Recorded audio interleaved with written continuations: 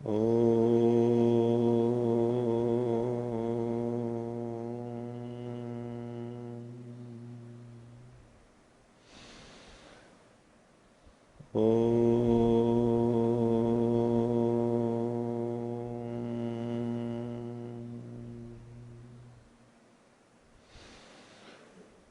ॐ सहनाववतु सहनौ भुनक्तु सह वीर्यं करवावहै तेजस्विनावधीतमस्तु मा विद्विषावहै। ओम शांति शांति शांति।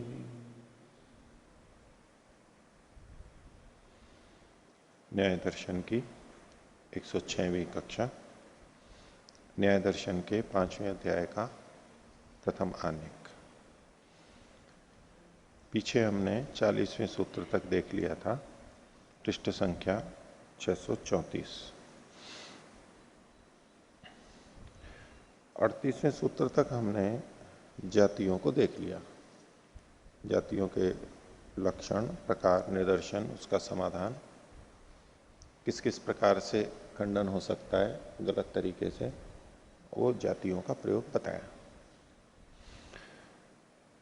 और उसके बाद में जो हमने कल प्रारंभ कर दिया था, षट पक्षी प्रकरण, दोनों पक्षों की तरफ से 3-3 बार बोला जा रहा है, तो ऐसे करके 6 बार बोला गया। 1 2 3 4 5 6। तो सामान्यतः जब ठीक चल रहा होता है और एक ने गलती की और पता लग जाता है तो बात रुक जाती है या समाधान होता है। लेकिन कई बार अनजाने में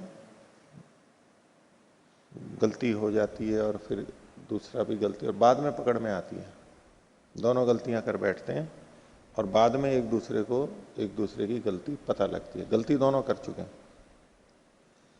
उन स्थितियों में कौन ठीक है कौन गलत है, किसका कम दोष है किसका अधिक दोष है, ऐसी स्थिति में करें क्या, क्या समाधान हो सकता है, ऐसी स्थिति में हम न फंसे, वो स्थितियां ना आए, उसके निदर्शन के लिए ये एक षटपक्षी प्रकरण बताया।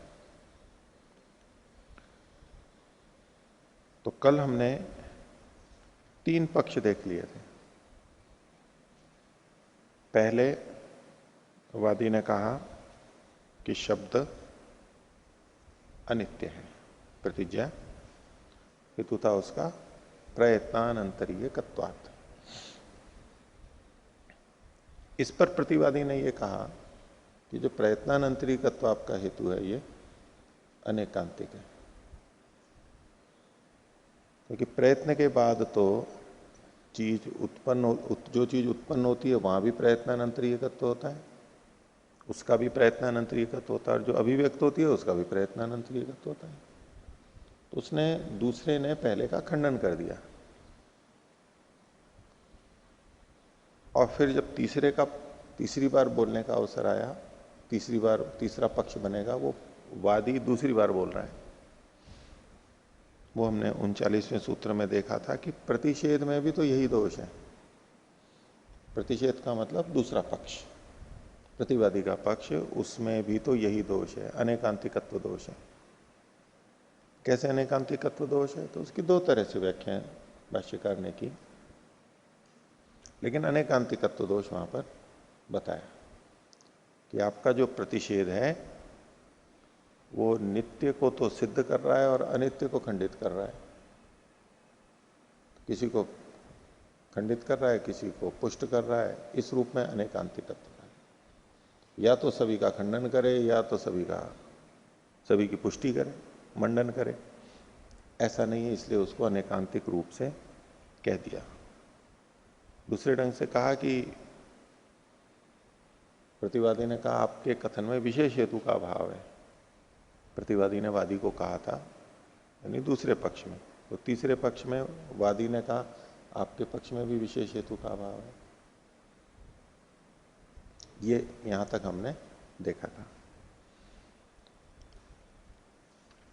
तो पिछले पाठ में किन्हीं को कुछ पूछना है तो पूछ सकते हैं। हाँ, ओ पृष्ठ संख्या 632, इसमें 39वां सूत्र है। हाँ, प्रतिषेधे भी समानो दोषः। हाँ, वे वादी पक्ष है, तृतीय पक्ष है। हाँ, तो इसमें वादी तो स्वीकार कर लिया कि मेरा अनेकांतिक दोष हो रहा है, आपका भी हो रहा है। हाँ। तो इस तरह वादी ने यहाँ स्वीकार तो कर ही लिया अनेकांतिक, वादी ने अनेकांतिक दोष अपने पक्ष में स्वीकार कर लिया। हाँ, प्रतिवादी ने जो आक्षेप दिया था, खंडन किया था, उसका उद्धार न करके, यानी उसका समाधान न करके, अपने पक्ष में उस दोष को स्वीकार करते हुए परोक्ष रूप से, सीधे नहीं स्वीकार कर रहा है, सीधे तो यही कर रहा है कि आप में भी यही दोष है, यानी आक्षेप ही कर रहा है।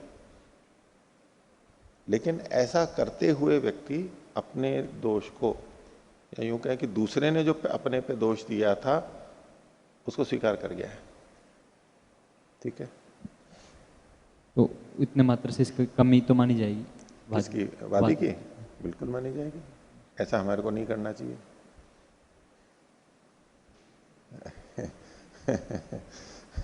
अगर प्रतिवादी का हेतु अच्छा है, लग रहा है कि भाई हमारा पक्ष खंडित हो गया, तो उसको मान लो, वो तो बात चल रहा है, भाई ठीक है, आपका हेतु मेरा हेतु गलत था, पक्ष गलत ले लिया था मैंने, आपने हेतु दृष्टांत दिए और उससे आपने दोष बताया, ठीक है, मान लिया। लेकिन जब हम सामने वाले के द्वारा दिए गए दोष को मान रहे होते हैं, एक तो इतनी बात है, एक वो दूसरे का ही खंडन करना आगे बढ़ करके कि आप में भी तो ये दोष है, ये इस तरह के कथन को लिया गया है यहाँ पर। दोष तो है ही वो। और जो आगे जो 40वां सूत्र है, सर्वत्र एवं कर, हाँ, तो ये इससे क्या बताना चाह रहे कि 3 पक्ष हो जाएंगे इस प्रकार? इससे बताना चाह रहे हैं, जैसे यहाँ पर अनित्य शब्द प्रयत्नानंतरीयकत्वात्, ये और इसको उदाहरण लेकर के या किसी एक जाति को लेकर के यहाँ ये षटपक्षी प्रकरण चला है। पीछे के ही 2 वाक्य लिए हैं इन्होंने, वादी और प्रतिवादी के। बोले ऐसा सब जातियों में हो सकता है, जितनी भी जातियां हैं वहां यथासंभव षटपक्षी प्रकरण चल सकता है। वहां गलत ढंग से अगर प्रारंभ कर दिया जाए ना, उचित उत्तर न दे करके, समाधान न करके गलत तरीका अपना लिया जाए, तो ये कहीं भी आ सकता है। केवल इतना बता रहे हैं, किसी भी वाद में या किसी भी पक्ष विपक्ष में जब पंचावयव बोले जाते हैं, वहां कहीं भी ये षटपक्षी प्रकरण हो सकता है। हाँ, हो यदि प्रतिपक्ष की बात को हमने अभ्युपगम सिद्धांत से मान लिया, फिर से बोलो, प्रतिपक्ष के सिद्धांत को हमने अभ्युपगम सिद्धांत से कुछ देर के लिए मान लिया। इसको अभ्युपगम से मत कहो, नहीं, इसको अभ्युपगम, वो अभ्युपगम एक अलग शैली में जाता है कि कुछ देर के लिए मान लेते हैं, वास्तव में नहीं मानते उसको, लेकिन पता है कि ये गलत है, लेकिन फिर भी तो उसको खंडन करने के लिए हम मानते हैं। इसको अभ्युपगम नहीं कहते, इसको तो पता ही नहीं है, बस ये तो सीधा आरोप में आ गया है कि आप भी गलत हैं। हाँ, प्रश्न ऐसे है कि अभ्युपगम सिद्धांत से मानने के बाद फिर हम अपनी बात को पुष्ट नहीं कर पाए, या हमने ही फिर जाति का प्रयोग कर दिया, तो इसमें हमारा खंडन माना जाएगा वादी का या नहीं? अच्छा, जब अभ्युपगम में करते हैं, यहाँ नहीं ना, नहीं, वो खंडन नहीं माना जाता है, क्योंकि केवल स्वीकार करने से उसमें दोष दिखाया जा रहा है, वो एक अलग चीज है। अभ्युपगम अलग बात है, अभ्युपगम का बहुत जगह प्रयोग करते हैं, अभ्युपगम से खंडन करते हैं। अब उसकी बात को लेकर यदि आप ऐसा मानोगे तो ये दोष आएगा, ऐसा मानते हुए कह रहे हैं। उसी बात को फिर आगे जैसे उसने सिद्ध कर दिया, वहां फिर अपन कमजोर पड़ जाता है वादी, तो ऐसी कमजोर कैसे पड़ रहा है? अभ्युपगम में तो कमजोर नहीं पड़ रहा है, वो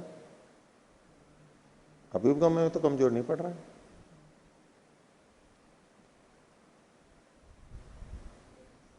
यहां तो दूसरे के दोष को मान रहा है, दूसरे ने जो हमारे पे दोष दिया, उस दोष को स्वीकार कर गया ये।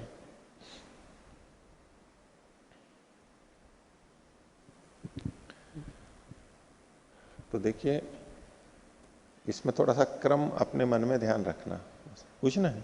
हाँ, पूज्य आचार्य जी, 39 में 2 परिभाषा दे दी, एक तो अनेकांतिक बता दिया प्रतिषेध को, और एक उसमें विशेष हेतु का अभाव। तो इसमें कौन सा माना जाएगा फिर? या तो फिर दो पक्ष और बढ़ जाएंगे? नहीं नहीं, दोनों नहीं नहीं बनेंगे नहीं।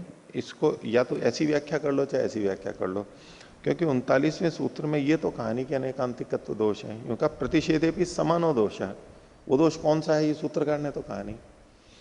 तो इन्होंने दो तरह से व्याख्या कर दी, एक आप अनेकांतिक दोष भी दे दो या तो विशेष हेतु का अभाव ये दोष दे लो, कोई सा भी एक ले लो, उससे भी चल जाएगा। हाँ।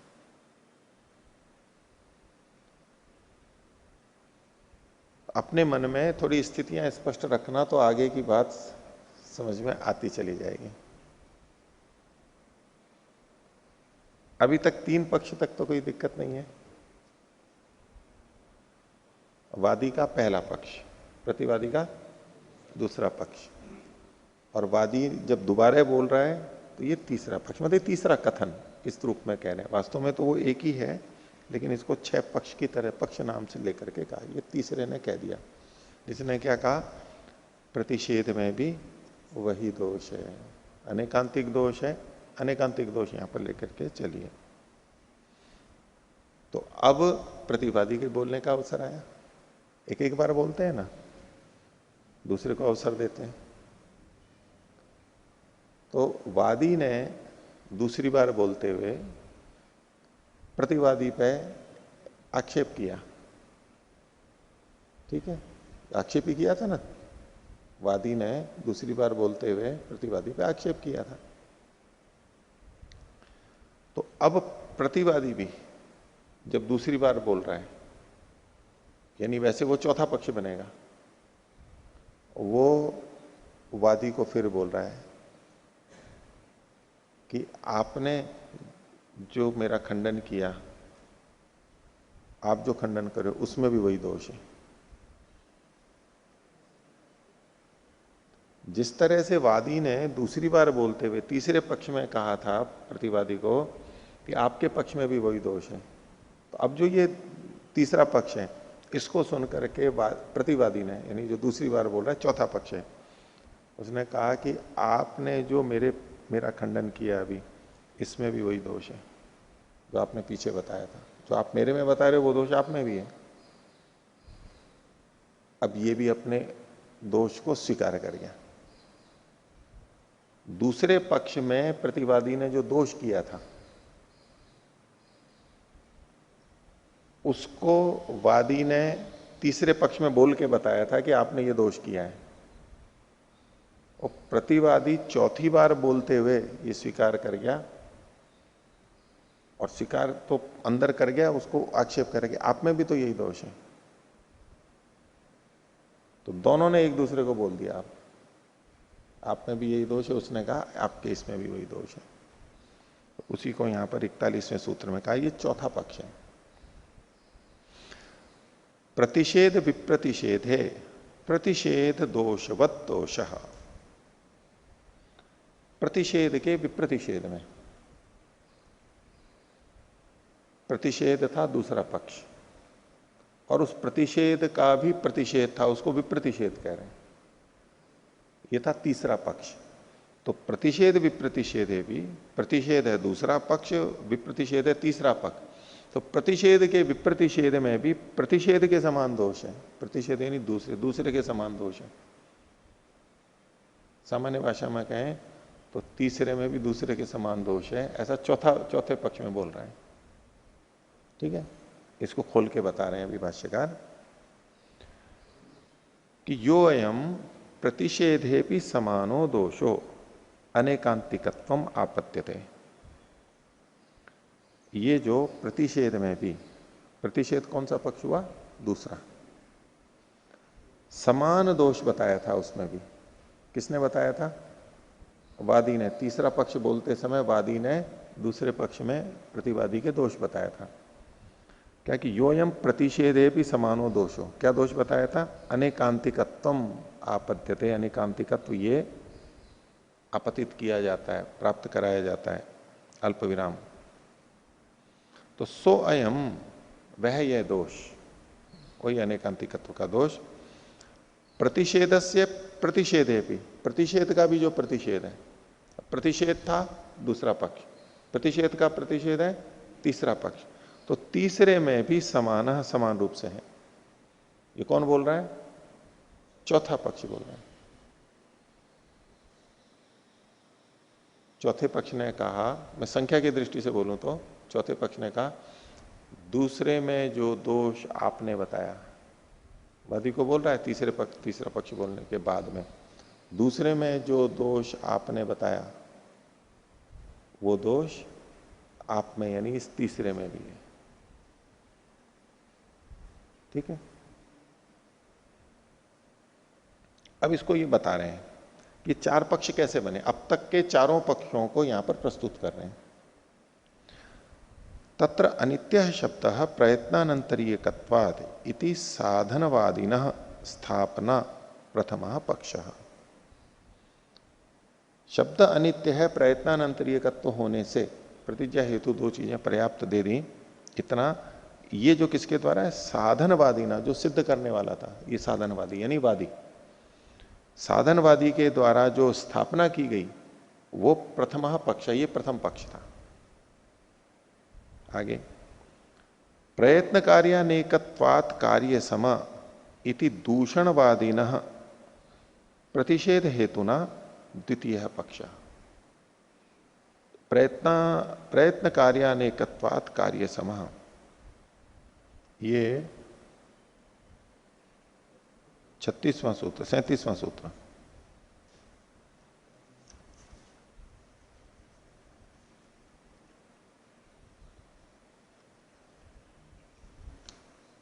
सैंतीसवां सूत्र, ठीक है। उसको उद्धृत करते हुए कह रहे हैं प्रयत्न कार्यानेकत्वात् कार्य समः इति दूषणवादी ना। ये जो दूसरा था ये दूषणवादी था, पहला स्थापनावादी था, दूसरा दूषणवादी हो गया, प्रतिवादी। दूषणवादी का प्रतिषेध हेतु ना, प्रतिषेध के हेतु के साथ, प्रतिषेध कर रहा है तो प्रतिषेध का हेतु भी दिया उसने। क्या है प्रतिषेध का हेतु? प्रयत्न कार्यानेकत्वात्, प्रयत्न के जो कार्य होते हैं उसके अनेक होने से, यानी उत्पत्ति भी और अभिव्यक्ति दोनों होते हैं। प्रयत्न कार्यानेकत्वात् इस हेतु के द्वारा, ये प्रतिषेध हेतु के द्वारा जो प्रस्तुति की गई वो द्वितीय पक्ष है। सच प्रतिषेध है इत्युच्यते, उसको प्रतिषेध कहते हैं। क्योंकि स्थापनावादी ने जो पहली बार बोला था उसने किसी का प्रतिषेध थोड़ा ना किया था। वादी ने जो पहली बार बोला उसने किसी का खंडन थोड़ा ना किया था, बस केवल अपनी बात रखी थी। प्रतिवादी ने उसका खंडन किया, ये प्रतिषेध किया, तो उसको प्रतिषेध नाम दिया गया। ये दूसरा पक्ष हुआ। तस्य अस्य समानो दोषः इति, उसका ये इसका समान दोष है। इति तृतीयो पक्षो विप्रतिषेध, तो प्रतिषेध में भी समान दोष है अनेकांतिकत्व। ये जब तीसरी बार तीसरे पक्ष में कहा गया इसको विप्रतिषेध का, तो पहला स्थापना, दूसरा प्रतिषेध और तीसरा विप्रतिषेध। प्रतिषेध का भी प्रतिषेध, इसको विप्रतिषेध नाम से कहा गया। ये तीसरा पक्ष है।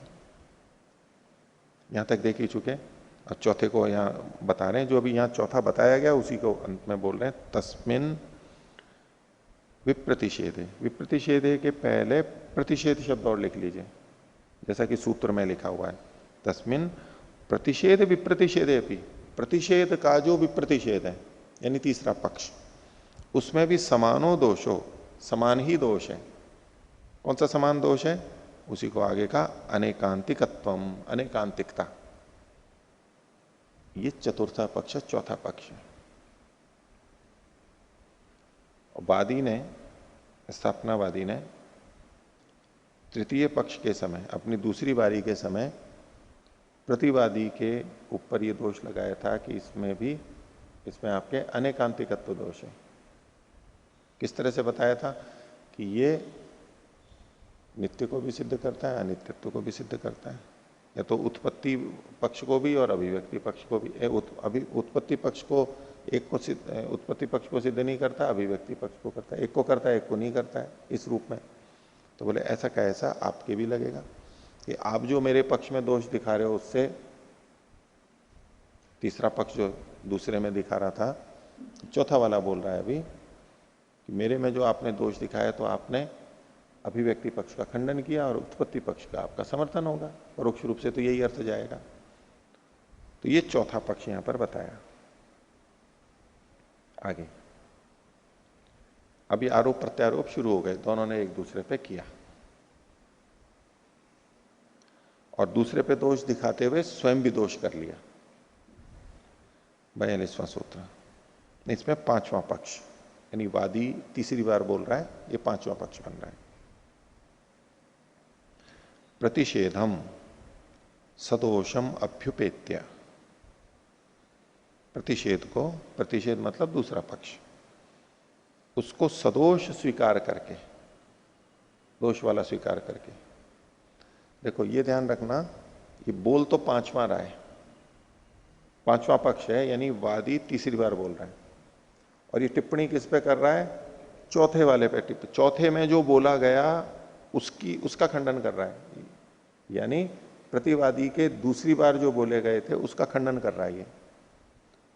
तो उसको करते हुए वो चौथे बार में, चौथे पक्ष में जो प्रतिवादी ने बोला था उसको उद्धृत करते हुए कि आपने ऐसा ऐसा किया था, तो वो पीछे का उदाहरण दे रहा है और पीछे चला जाएगा वो।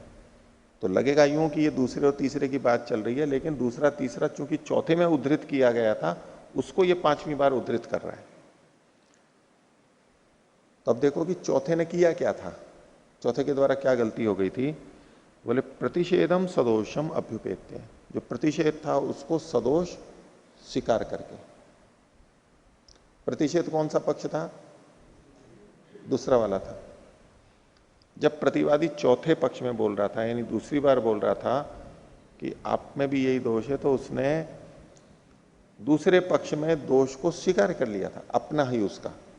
प्रतिवादी ने अपने पहले कथन में दोष स्वीकार किया था, उसको ये बता रहा है 5वीं बार कि आपने क्या किया था? प्रतिषेधम सदोषम अभ्युपेत्य, दूसरे पक्ष को सदोष स्वीकार करके।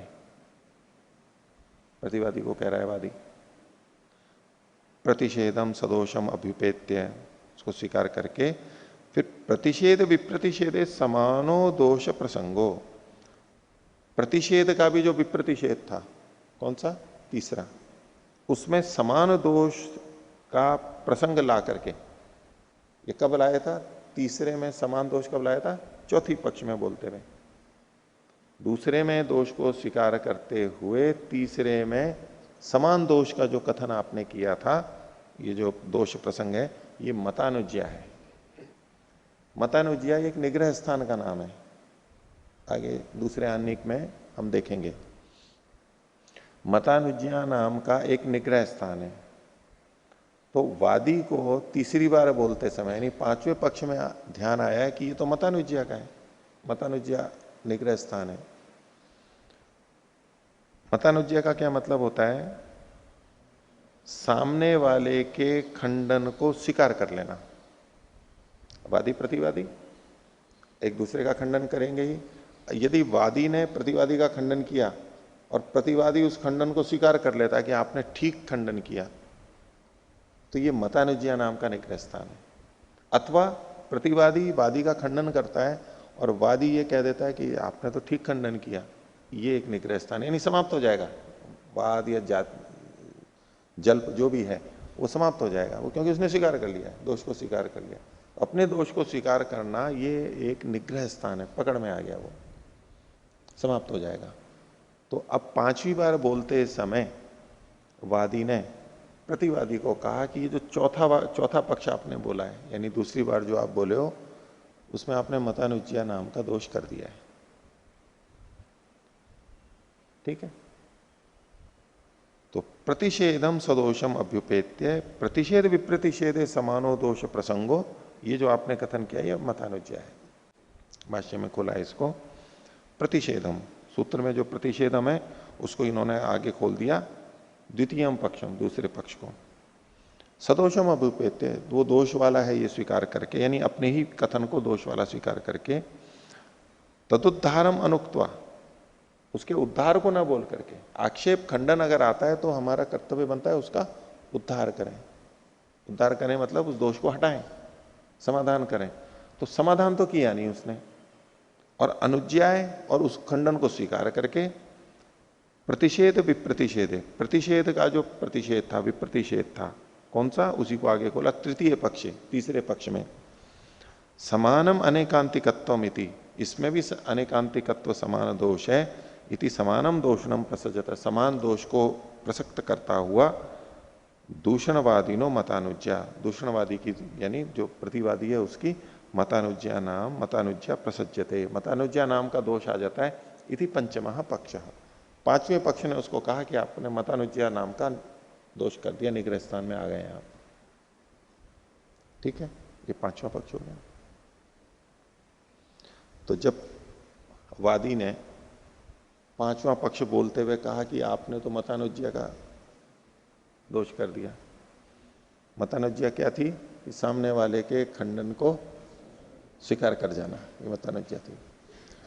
तो अब प्रतिवादी को ध्यान में आया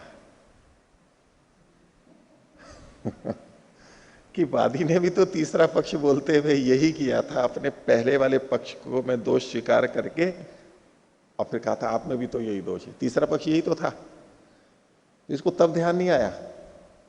वादी चौथी बार चौथे पक्ष में बोलते हुए कह सकता था कि आपने मतानुज्ञा नहीं की, लेकिन उस समय उसको याद नहीं आया कि मतानुज्ञा है, उसने उल्टा कह दिया कि आप में भी तो यही दोष है।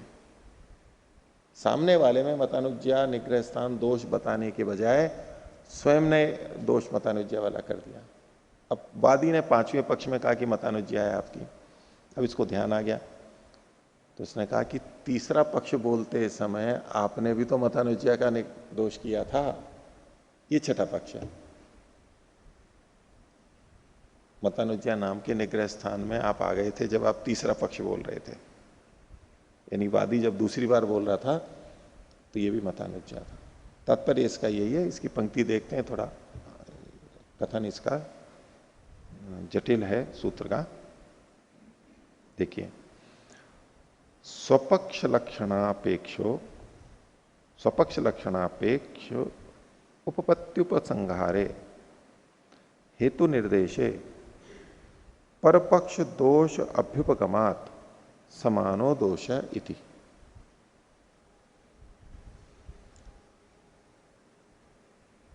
तो सूत्र को हम थोड़ा बाद में समझेंगे, ठीक है, पहले भाष्य को देख लेते हैं। तात्पर्य तो मैंने आपको बता दिया कि पांचवें में दोष, पांचवें के बाद में छठे में ये दोष दिखा रहा है वादी में कि आपने भी तीसरे पक्ष को बोलते समय मतानुज्ञा की थी।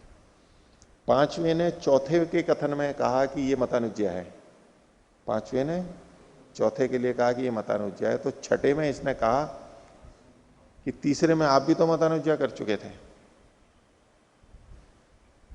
पांचवें में दोष नहीं दिखा रहा है, क्योंकि पांचवें पक्ष में वादी ने प्रतिवादी पर जो मतानुज्ञा दोष बताया था वो तो ठीक ही बताया था, मतानुज्ञा दोष था वो, पर यहां तो कोई पांचवें में तो ये दोष दिखा नहीं सकता छठी बार बोलते हुए छठा पक्ष में, तो उसने कहा तीसरे में मतानुज्ञा दोष था। भाष्य देखिए, स्थापना पक्ष, स्थापना पक्ष कौन सा है? पहला वाला वादी का। प्रयत्न कार्यानेकत्वादिति दोषः स्थापना हेतुवादिनः, यहां जो स्थापना हेतुवादिनः है, स्थापना की जगह पे प्रतिषेध शब्द लिख लीजिए, प्रतिषेध हेतुवादिनः स्वपक्ष लक्षणों भवति। अब देखिए सूत्र में शब्द है एक तो स्वपक्ष, पहला वाला स्वपक्ष, स्वपक्ष, ये स्वपक्ष का मतलब है पहला वाला पक्ष स्थापनावादी का। वैसे तो दोनों के लिए अपने अपने पक्ष स्वपक्ष हैं, लेकिन यहां पर स्वपक्ष का मतलब है पहला वाला। और स्वपक्ष लक्षण ये है दूसरा पक्ष, और स्वपक्ष लक्षणापेक्ष ये है तीसरा पक्ष। देखो सूत्र में क्या है, स्वपक्ष लक्षणापेक्ष, स्वपक्ष के लक्षण की अपेक्षा जो रख रहा है यानी तीसरा पक्ष हो जाएगा। स्वपक्ष पहला, स्वपक्ष लक्षण दूसरा, और स्वपक्ष लक्षणापेक्ष तीसरा पक्ष। भाष्य को फिर से देखिए, स्थापना पक्षे प्रयत्न कार्यानेकत्वाद इति दोषः, स्थापना पक्ष में प्रयत्न कार्यानेकत्व ये दोष है। ये किसने कहा था? दूसरे पक्ष में कहा था, प्रतिवादी ने कहा था। वादी जो कह चुका वो कह चुका अब स्थापना के पक्ष के होने पर उसने कहा था प्रयत्न कार्यानेकत्व ये दोष है। ये दोष देते हुए प्रतिषेध हेतुवादी न, प्रतिषेध करने वाले, प्रतिषेध के हेतु को कहने वाला, इसने प्रतिषेध का हेतु यही तो कहा था, प्रयत्न कार्यानेकत्वात्। जो प्रतिषेधवादी है उसने यही तो हेतु दिया था। तो प्रतिषेध के हेतु को कहने वाले वादी के द्वारा प्रतिषेध हेतुवादी ना स्वपक्ष लक्षणों भवती, उसका स्वपक्ष लक्षण कहलाता है। पहला स्वपक्ष और प्रतिवादी ने जो बोला ये स्वपक्ष लक्षण हुआ। आगे इसको स्वपक्ष लक्षण क्यों कहते हैं, कस्मात, तो उत्तर दिया स्वपक्ष समुत्थत्वात्। स्वपक्ष के आधार पर चूंकि ये उठा हुआ है इसलिए इसको स्वपक्ष लक्षण कहा। स्वपक्ष है मतलब पहला, उसके आधार पर ये दूसरे ने बोला है, उसके आधार पर ये बोला है तो इसको स्वपक्ष लक्षण कहा। स्वपक्ष समुत्थानात्।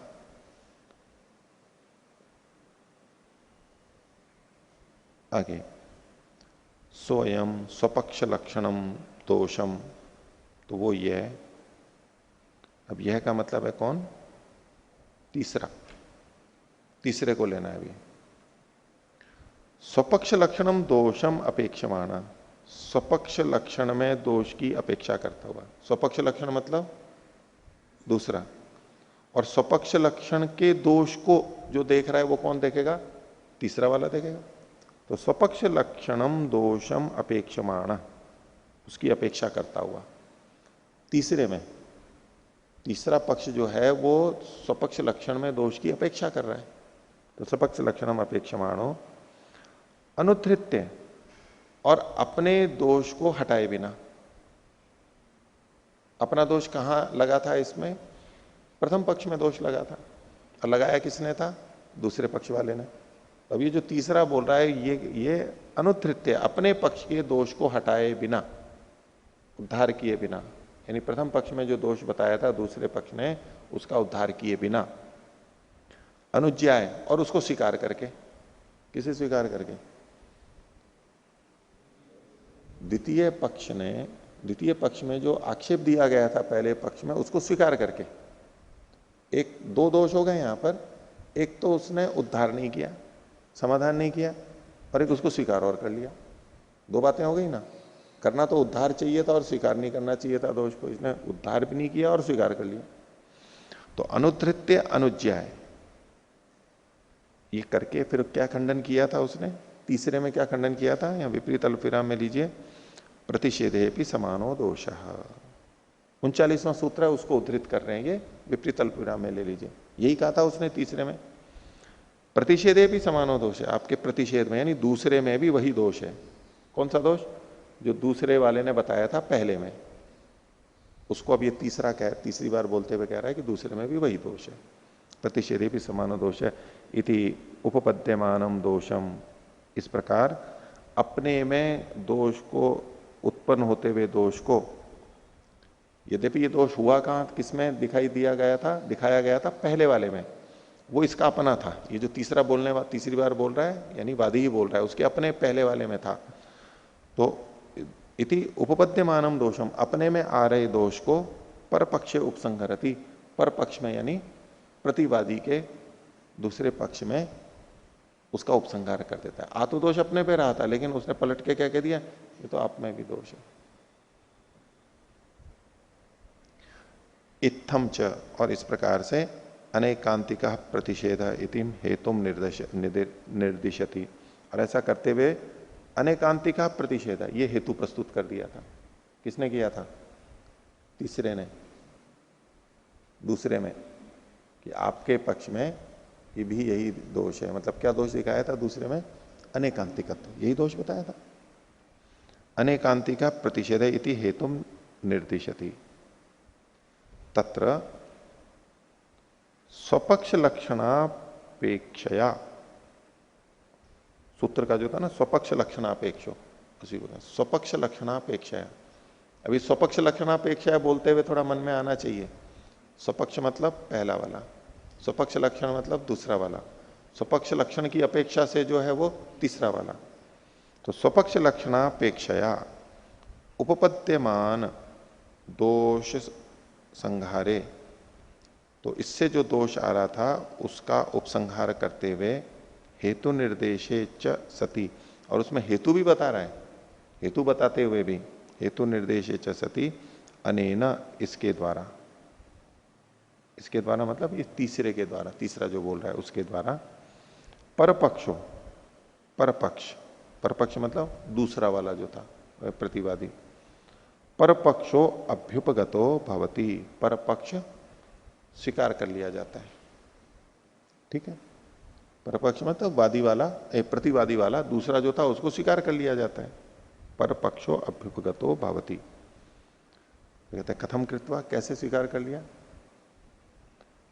यह परेण, जो दूसरे के द्वारा, यह परेण प्रयत्न कार्यानेकत्वाद इत्यादि न अनेकांतिक दोष उक्तः, जो दूसरे के द्वारा, दूसरा कौन है, प्रतिवादी, जिसने ये कहा था प्रयत्न कार्यानेकत्वाद, प्रयत्न के कार्यों के अनेक होने से, प्रयत्न के बाद अनेक कार्य होते हैं इस हेतु से, इत्यादि ना अनेकांतिका दोष उक्ता, प्रतिवादी ने जो अनेकांतिक दोष इस पे बताया था, तम अनुधृत्य, उसका समाधान किए बिना, उद्धार किए बिना, प्रतिषेधे भी समानो दोष इत्याह, इसको भी विपरीत अल्पविराम में ले लीजिए, प्रतिषेधे भी समानो दोष इत्याह, पहले जो कहा था उसी को कह रहे हैं, प्रतिषेध में भी ये समान दोष, ये जो कहा था, तो एवं इस प्रकार से स्थापनाम सदोषाम अभ्युपेत्य, इसका मतलब क्या निकला, स्थापना को, स्थापना कौन सी है, प्रथम पक्ष, स्थापना को सदोषाम अभ्युपेत्य, उसको दोष वाली, दोष युक्त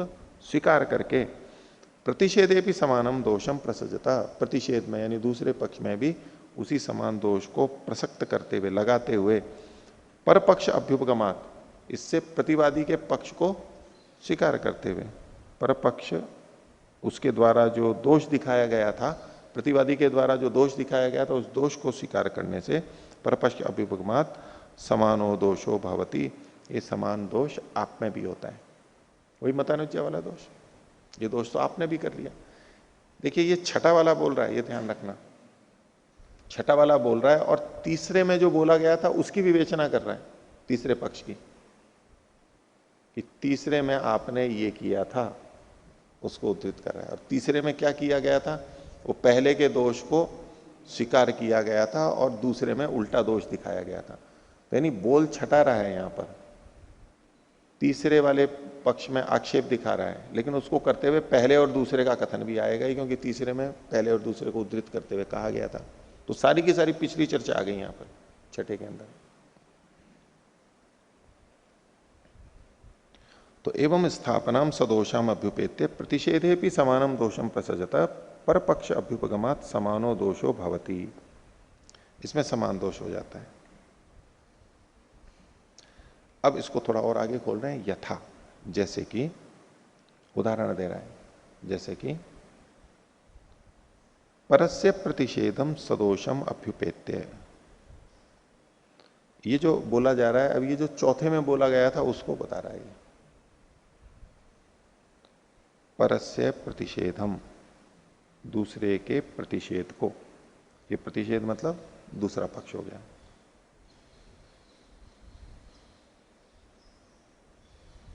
या परस्य प्रतिषेधम का मतलब पर के द्वारा कहा गया प्रतिषेध, ये भी हो सकता है प्रतिवादी के द्वारा कहा गया प्रतिषेध, और नहीं तो परस्य मतलब वादी के, वादी के प्रतिषेध को, पर का मतलब पर का प्रतिषेध, प्रतिषेध तो दूसरा वाला ही है प्रतिवादी, तो पर का प्रतिषेध है तो पर कौन हो जाएगा, पहला वाला हो जाएगा वादी, पर के प्रतिषेध को सदोषम अभ्युपेत्य, दोष युक्त स्वीकार करते हुए, पर के प्रतिषेध को दोषयुक्त स्वीकार करते हुए, प्रतिषेध विप्रतिषेधे भी समानो दोष प्रसंगो, प्रतिषेध के विप्रतिषेध में भी यानी तीसरे पक्ष में समान दोष का प्रसंग जो बताया गया था वो मतानुज्ञा प्रसज्यते, वो मतानुज्ञा होती है।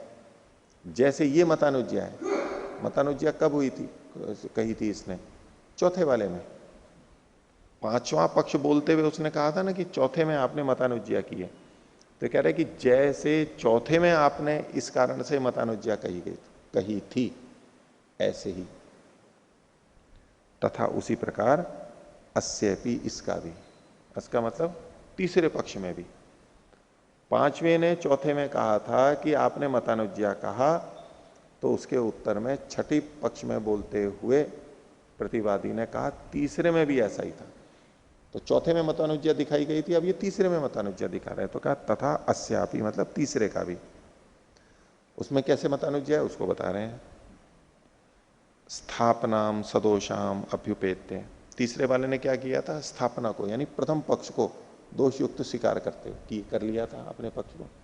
तो स्थापनाम यानी पहले पक्ष को दोष युक्त स्वीकार करके प्रतिषेधे भी समानम दोषम प्रसजता, प्रतिषेध में यानी दूसरे पक्ष में भी समान दोष को दिखाते हुए, आक्षेप लगाते हुए मतानुज्ञा प्रसज्यते, इसमें भी मतानुज्ञा प्रसक्त हो रही है।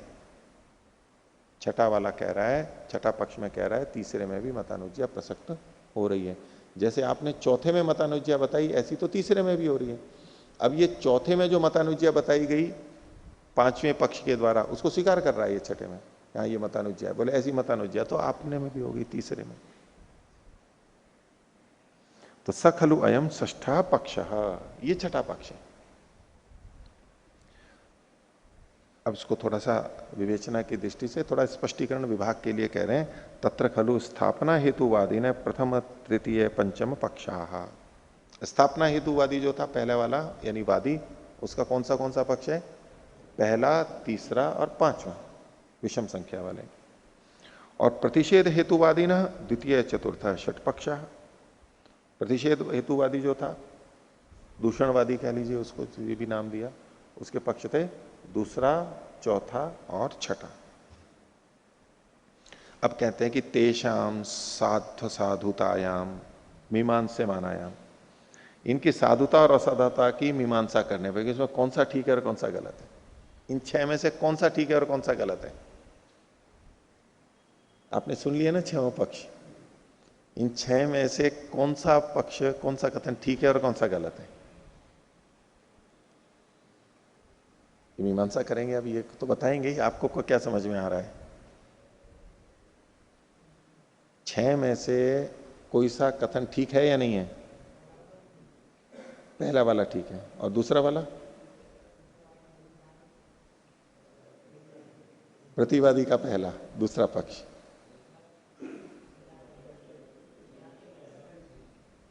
क्या सारे गलत हैं? हैं?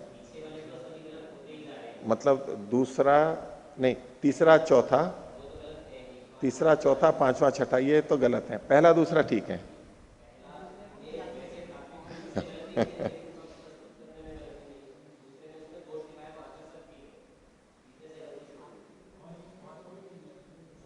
हाँ, इसमें बताएंगे ये आगे। देखो ये इन्हीं के शब्दों में सुनते हैं ये क्या कहते हैं। आप भी विवेचना करना कि भाई हाँ वास्तव में ये कौन सा गलत है और कहाँ गलती हुई। तो तेषम साधु असाधुतायाम मीमांसे मानायाम चतुर्थ षष्ठयो अविशेषात पुनरुक्त दोष प्रसंग। अब वो दोनों नहीं बोल रहे हैं, अब ये भाष्यकार विवेचना कर रहे हैं। ये जो सारा हो चुका, षटपक्षी प्रकरण आ चुका, अब इसकी विवेचना चल रही, शुरू की। बोले जो चौथा और छठा पक्ष था, यानी प्रतिवादी ने जो दूसरी बार बोला और तीसरी बार बोला, ये चौथा और छठा पक्ष था, इन दोनों के बीच में कह रहे हैं। तो चतुर्थ षष्ठयो अविशेषात पुनरुक्त दोष प्रसंग, इसमें कुछ विशेषता तो थी नहीं, जो चौथा था वही छठा था, उसी तरह बताएंगे कैसे। तो इसमें पुनरुक्त दोष हो गया। तो पुनरुक्त दोष चौथे और छठे में से किस में होगा? नहीं, दोनों समान है, दोनों समान हैं, तो पुनरुक्त दोष किस में माना जाएगा? छठे में माना जाएगा। दोनों समान है तो दो समान वाक्य बोल दिए तो पहले वाले में पुनरुक्त दोष थोड़ा ना माना जाएगा, दोबारा बोला उसी में तो माना जाएगा। तो ये कह रहे हैं कि चतुर्थ षष्ठयो अविशेषात पुनरुक्त दोष प्रसंग। और निग्रह स्थानों में पुनरुक्त वाला भी एक निग्रह स्थान है। पुनरुक्त अगर करते हैं ना, वो भी निग्रह स्थान में माना जाएगा। समझ में आ गया है सबको? फिर भी बार बार बोल रहा है, वो निग्रह स्थान है, दोष है, आप चर्चा के योग्य नहीं है। तो चतुर्थ षष्ठयो अविशेषात पुनरुक्त दोष प्रसंग। कैसे, देखो आगे बता रहे हैं, चतुर्थ पक्षे समान दोषत्वम परस्य उच्यते। चौथे पक्ष में प्रतिवादी के द्वारा समान दोषत्वम परस्य उच्यते। पर का मतलब वादी का समान दोष कहा जा रहा है कि आप में भी ऐसा ही दोष है। चौथे में क्या कहा गया था? आप में भी ऐसा ही दोष है। ठीक है, वो क्या कहा गया था उसको बता रहे हैं। प्रतिषेध विप्रतिषेध प्रतिषेधवद दोष, प्रतिषेध दोषवद दोष, ये पीछे कहा था 41वां सूत्र। प्रतिषेध के विप्रतिषेध में भी प्रतिषेध के समान दोष है। ये कौन सा वचन था? चौथा वचन था। चौथे में उसने दोष दिया, चौथे पक्ष में बोलते हुए तीसरे में दोष दिखाया था ये। बोले षष्ठे भी, छठे में भी ऐसा ही किया। षष्ठे भी पर पक्ष अभ्युपगमात समानो दोष इति समान दोषत्व में उच्यते नार्थ विशेष।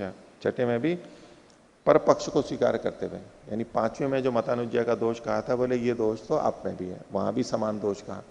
चौथा कहते हुए भी यही कहा कि ये दोष तो आप में भी है, और छठा कहते हुए भी मतानुज्ञा के रूप में कहा कि ये दोष तो आप में भी है। तो ये दोष आप में भी है, ये दोष आप में भी है, ये दो बार बोला गया इस तरह से। तो षष्ठे भी परपक्ष अभ्युपगमात समानो दोषयति समानो दोषत्व में उच्यते नार्थ विशेष कश्चित अस्ति। इसमें कोई अतिरिक्त विशेष बात नहीं कही गई। अब आगे कहते हैं समान तृतीय पंचमयो पुनरुक्त दोष प्रसंग। तीसरे और पांचवें में भी वही दोष है, पुनरुक्त दोष है। तो तीसरा और पांचवा समान है, तो पांचवें में पुनरुक्त दोष माना जाएगा। ये भी एक निग्रह स्थान है। तो समान तृतीय पंचमयो पुनरुक्त दोष प्रसंग कैसे, उसको बता रहे हैं। तृतीय पक्ष में कहा क्या था उसने? तृतीय पक्षे भी प्रतिषेधे भी समानो दोष इति, ये कहा था 39वें सूत्र में। प्रतिषेधे भी समानो दोष, ये तीसरा पक्ष था। इति समानत्वम अभ्युपगम्यते, पहले में समानत्व को स्वीकार किया था कि हाँ पहले में भी यही दोष है। और पंचम पक्षे भी, पंचमे में क्या किया था इसने बोलते हुए वादी ने? प्रतिषेध विप्रतिषेधे समानो दोष प्रसंगो अभ्युपगम्यते, प्रतिषेध के विप्रतिषेध में भी समान दोष का प्रसंग स्वीकार किया जाता है। इस प्रकार यहां भी नार्थ विशेष कश्चित उच्यते, कोई अतिरिक्त बात नहीं कही गई है। देखो प्रतिषेध के विप्रतिषेध में, प्रतिषेध का विप्रतिषेध में समान दोष प्रसंग, ये कहां पर कहा गया था? चौथे में कहा गया था। उस चौथे को पांचवें वाले ने उद्धृत किया कि प्रतिषेध के प्रतिषेध में भी, प्रतिषेध के विप्रतिषेध में समान दोष प्रसंग है, ये जो आपने कहा इति अभ्युपगम्यते।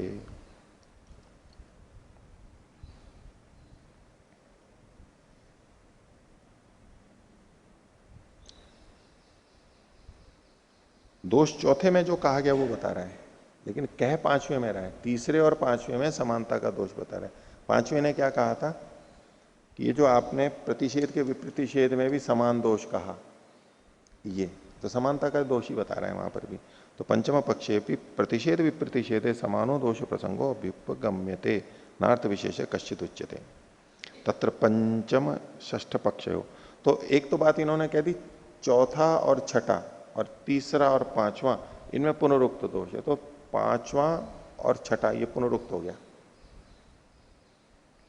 तो आगे कह रहे हैं तत्र पंचम षष्ठ पक्षयो हो अर्थ विशेषा अर्थ अविशेषात पुनरुक्त दोष। पांचवें और छठे में चूंकि अर्थ की विशेषता नहीं है, इसलिए इसको पुनरुक्त दोष में लिया गया। तो तीसरे चौथे को पुनरुक्त नहीं कहा, उनमें समानता बताई है अभी तो पांचवें और छठे में पुनरुक्त दोष हो गया। और तृतीय चतुर्थ और मतानुज्ञा, तीसरे और चौथे में मतानुज्ञा दोष था। चौथे में मतानुज्ञा को किसने बता दिया था? पांचवें में बोलते हुए। और छठे ने मतानुज्ञा किसमें बताई थी? तीसरे में। और तीसरे और चौथे में मतानुज्ञा है, पांचवें और छठे में पुनरुक्त दोष हो गया, निग्रह स्थान हो गया, और तीसरे और चौथे में मतानुज्ञा नाम का दोष हो गया। दोनों कर बैठे मतानुज्ञा। अब प्रथम और द्वितीय बच गए, उसमें क्या है? तो प्रथम द्वितीय और विशेष हेतु अभाव, प्रथम और द्वितीय में विशेष हेतु का अभाव है, दोनों में विशेष हेतु का अभाव है। ऐसे करके ये भी गलत है। अच्छा, प्रथम और द्वितीय तो पहले भी चले थे, हमने देख लिए थे। तो अब कहते हैं कि षट पक्षाम उभयोः असिद्धि। जब षटपक्षी प्रकरण होता है तो दोनों की ही असिद्धि हो जाती है, दोनों खंडित, कोई भी नहीं जीतेगा, कोई भी नहीं जीतेगा। वैसे यूं कह सकते थे ना कि जिसने पहली बार दोष बताया, पहली बार दोष बताया वो जीत जाना चाहिए। तो पहली बार दोष किसने बताया? पहली बार दोष किसने बताया? प्रतिवादी ने दूसरे पक्ष में। भाई तो प्रतिवादी ने दूसरे पक्ष में जो दोष बताया वो तो दोष के रूप में तो दोष अभी सिद्ध ही नहीं है ना, तो दूसरे वाले को नहीं मानेंगे। तीसरे ने क्या कहा? तीसरे पक्ष में वादी ने, ये दोष आप में भी है, ये दोष बता रहा है, ये भी वास्तव में दोष नहीं बता रहा है। और चौथे ने कहा कि ये दोष तो आप में भी है, अभी भी दोष नहीं बताया। वो दोष तो यूं तो बता रहा है लेकिन दोष नहीं है। वास्तविक दोष कहां बता रहा है? निग्रह स्थान। पांचवें ने कहा कि ये आप मतानुज्ञा में आ गए, निग्रह स्थान में आ गए। अभी तक किसी ने निग्रह स्थान थोड़ा ना बताया था उसको, यूं तो दोष बता रहे लेकिन वास्तविक दोष वैसे नहीं बता रहे थे, पकड़ नहीं रहे थे दोष को। दूसरे में, तीसरे और चौथे में दूसरे का दोष बताते हुए अपना दोष भी स्वीकार कर रहे थे, लेकिन पांचवें में उसने वास्तव में दोष बताया कि आप मतानुज्ञा में हो। अब ये कहते हुए वो अपने पे दोष नहीं ले रहा है। तो मतानुज्ञा रूप दोष पहली बार बताया पांचवें पक्ष में, और फिर छठे ने भी मतानुज्ञा बता दिया, तो इसने तो बाद में बताया। तो जिसने पहले दोष बताया वो जीतना चाहिए। अच्छा, मतानुज्ञा का दोष किया किसने पहले था? वादी ने। मतानुज्ञा का दोष किया तो पहले वादी ने था। कब किया था? कौन से पक्ष में? तीसरे पक्ष में। और प्रतिवादी ने मतानुज्ञा दोष बाद में किया था। कौन से पक्ष में? चौथे पक्ष में। लेकिन मतानुज्ञा दोष बताया किसने? वादी ने, पहले इसने बताया। तो जो दोष को पहले बताता है वो जीते, या जिसने दोष पहले किया वो हारे। दो दृष्टि से अगर ये देखें कि जिसने पहले दोष किया वो हार जाना चाहिए, अथवा जिसने पहले दोष पकड़ा वो जीत जाना चाहिए, दो दृष्टि से। तो वादी ने चूंकि पहले दोष किया इसलिए वो हारता हुआ दिखेगा, हमारे को एक ऐसा लगेगा, हमारा झुकाव आएगा। लेकिन वादी ने पहले मतानुज्ञा दोष पकड़ा, ये उसकी विशेषता हुई है, तो वो जीतता हुआ दिखेगा, वो हारता हुआ दिखेगा। और इधर प्रतिवादी, उसने मतानुज्ञा दोष बाद में किया इसलिए वो हारना नहीं चाहिए, पहले वो दोष कर चुका। मेरे पहले थप्पड़ उसने मारा था, मैंने तो बाद में मारा है, तो दोष किसका? मेरा तो दोष ही नहीं है, उसने पहले मारा था। तो जो पहले करने वाला दोषी है, तो बाद वाला तो अपने को निर्दोष मानता है, हम भी समझते हैं। तो जो प्रतिवादी ने मतानुज्ञा दोष किया वो बाद में किया, इस दृष्टि से वो जीतना चाहिए। और छठे पक्ष में प्रतिवादी ने मतानुज्ञा को बाद में पकड़ा, पहले नहीं पकड़ा, ये उसकी हार को बताता है। तो बोले कि षटपक्षी प्रकरण में दोनों ही असिद्ध होते हैं। षटपक्षम उभयोः असिद्धि। अब ये कहते हैं कदा षटपक्षी। षटपक्ष प्रारंभ कहां से हुआ, शुरुआत कहां से हुई इसकी?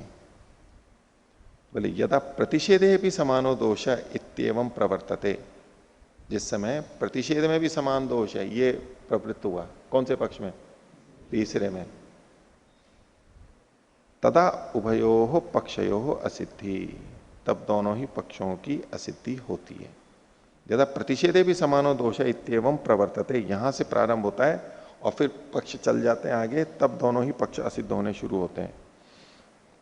और इसकी जगह पे यदा कार्यान्यत्वे प्रयत्न हेतुत्वम अनुपलब्धि कारणानुपपत्ते है, यहां पर कारणोपपत्ते है, यहां पर कर लीजिए कारणानुपपत्ते है इत्यनेन तृतीय पक्षो युज्यते। ये वो है जो पीछे हमने देखा था, जो सिद्धांति ने किया था। प्रथम और द्वितीय पक्ष तो वहां पर भी आ गए थे, लेकिन वहां षटपक्षी प्रकरण क्यों नहीं बना था? क्योंकि तीसरा पक्ष बोलते हुए वादी ने अपने पक्ष को का उद्धार किया, उसके आक्षेप का खंडन किया। वो कैसे किया था कि कर्म का जो अन्यत्व है, कार्यान्यत्वे प्रयत्न अहेतुत्वम, कार्य को भिन्न मानने में प्रयत्न का अहेतुत्व होता है। आपका कार्यान्यत्वे प्रयत्न हेतुत्वम, आप प्रयत्न का अहेतुत्व होता है। अगर कार्य का अन्यत्व मानेंगे तो जो प्रयत्नानंतरी का प्रयत्न जो हेतु था वो अहेतु बन जाएगा। ये वादी ने प्रतिवादी को कहा था। क्यों? अनुपलब्धि कारणानुपपत्ति है, जो अनुपलब्धि का कारण है उसी की अनुपपत्ति हो रही है।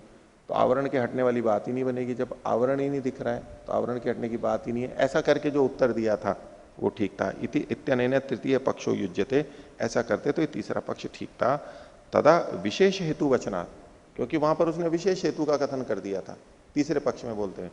पहले और दूसरे में तो विशेष हेतु नहीं था, लेकिन तीसरे पक्ष में जैसा वहां किया तो ये विशेष हेतु का कथन, विशेष कारण का कथन होने से प्रयत्नानंतरम आत्मलाभ शब्दस्य, शब्द का प्रयत्नानंतर आत्मलाभ ही होता है, न अभिव्यक्ति, अभिव्यक्ति नहीं होती है। इति सिद्ध प्रथम पक्षो, ऐसे में प्रथम पक्ष सिद्ध हो गया था। अल्प विराम न षटपक्षी प्रवर्तते इति, तो षटपक्षी प्रकरण नहीं होता है। पहली बार दोनों ने गलती की, मान लो हेतु ठीक नहीं दिया, लेकिन दोबारा जब बोलने का अवसर आया तो पकड़ लेना चाहिए कि भाई ये आपका ठीक नहीं है उत्तर है, तो फिर षटपक्षी प्रकरण नहीं चलेगा। लेकिन दूसरे में दूसरी बार बोलते हुए वादी गलती कर दे, फिर दूसरी बार बोलते हुए प्रतिवादी गलती कर दे और फिर बाद में पकड़ में आए, तो ये फिर षटपक्षी प्रकरण बन जाएगा। तो ऐसा गलती बाद में हो जाती है कभी कभी। इति पंचवी सूत्र षटपक्षी प्रकरणम, 6 पक्ष का प्रकरण यहां पर समाप्त होता है। और इसके साथ ही ये 5वें अध्याय का पहला अनिक भी समाप्त होता है। दूसरा अनिक देखिए आगे, ये जातियां समाप्त हो गई। ठीक है, अब निग्रह स्थान, अंतिम चीज बची। हाँ, सूत्रार्थ देख लो, चलो। हाँ,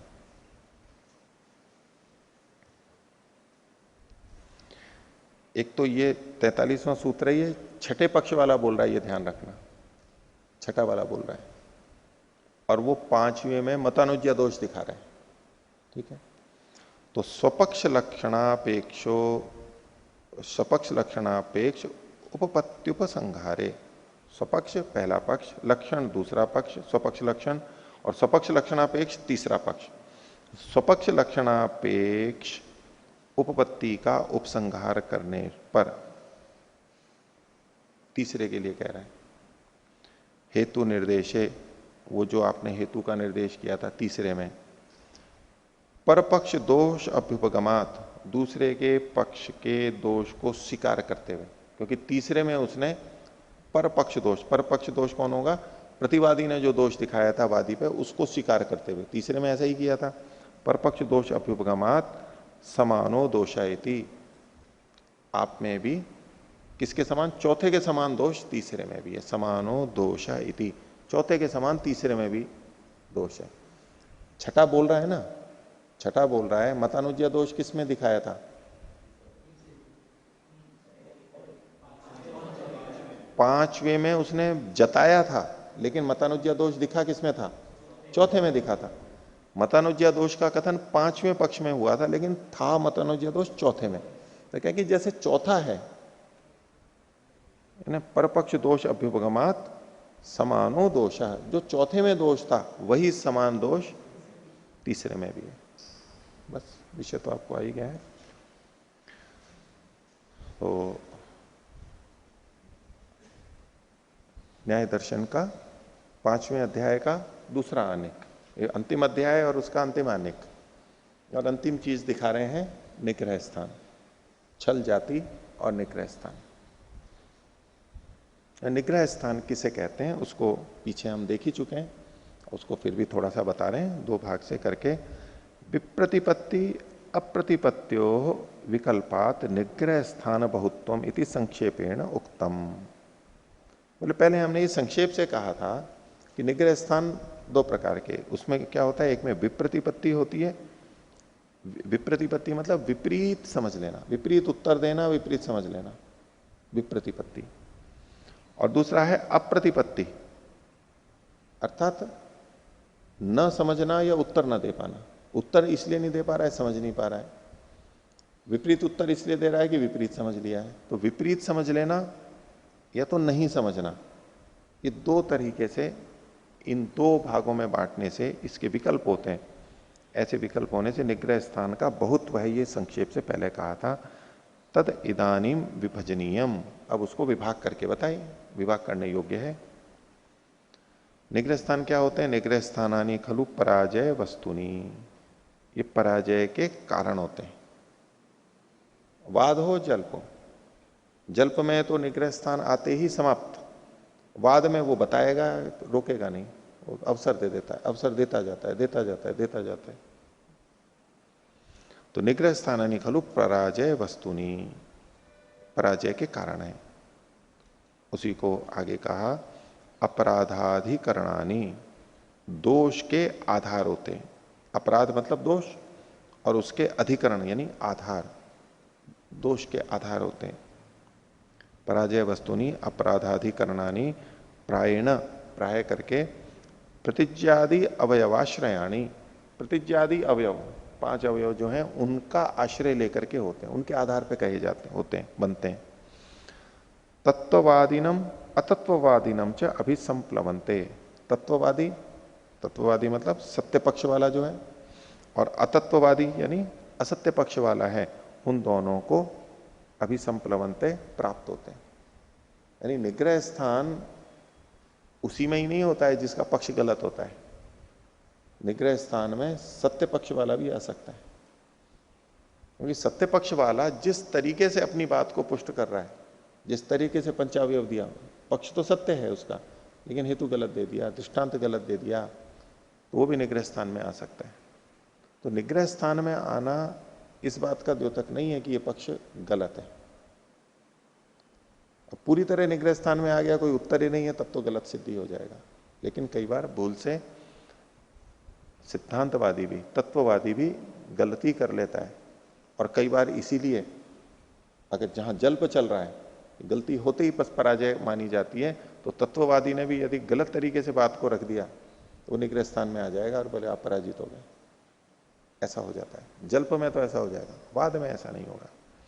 तो तत्ववादी और अतत्ववादी दोनों में ये संप्लवित होते हैं। तेषाम विभाग, उसका विभाग कह रहे हैं। तो देखिए, निग्रह, ग्रह कहते हैं पकड़ लेना, उसको उपादान कर लेना। निग्रह निश्चेष रूप से पकड़ लेना, पूरी तरह से। तो जो पूरी तरह से पकड़ने के स्थान है कि बस जिसके बाद में भाई अब कब्जे में आ गया, अंतिम आखिरी दाव लग गया और ये हार गया, पराजय हो गया, उसको निग्रह कहते हैं।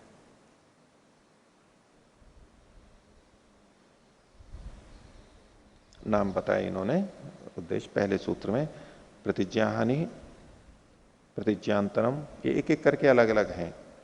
प्रतिज्ञा विरोध, प्रतिज्ञा संन्यासो, हेत्वंतरम, अर्थांतरम, निरर्थकम, अविज्ञातार्थम, अपार्थकम, अप्राप्त कालम, न्यूनम, अधिकम, पुनरुक्तम, अननुभाषणम, अज्ञानम, अप्रतिभा, विक्षेपो, मतानुज्ञा, पर्यनुयोज्योपेक्षणम,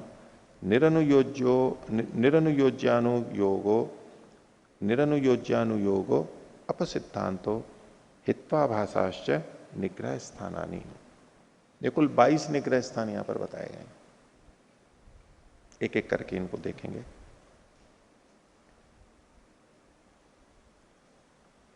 तो तानी इमानी द्वाविंशतिधा विभज्य लक्ष्यन्ते, 22 प्रकार से इसका विभाग करके, नाम बता करके अब लक्ष्यन्ते, इनका लक्षण बता रहे हैं, यानी इनकी परिभाषा बता रहे हैं।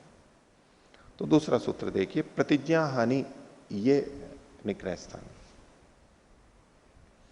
प्रतिदृष्टांत धर्म अभ्यनुज्ञा स्वदृष्टांते प्रतिज्ञा हानि। स्वदृष्टांत, अपने दृष्टांत में प्रतिदृष्टांत के धर्म को स्वीकार कर लेना।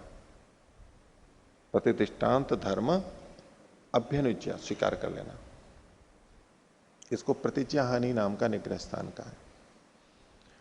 तो देखिए, वादी अपना पंचावयव प्रस्तुत करता है तो उसमें दृष्टांत भी देता है। उसका अपना जो दृष्टांत है वो स्व दृष्टांत हुआ। और प्रतिवादी ने भी अपना पंचावयव रखा, इसके खंडन में रखा अपनी बात में, तो वो जो उसने जो दृष्टांत रखा वो प्रति दृष्टांत है, उल्टा दृष्टांत है।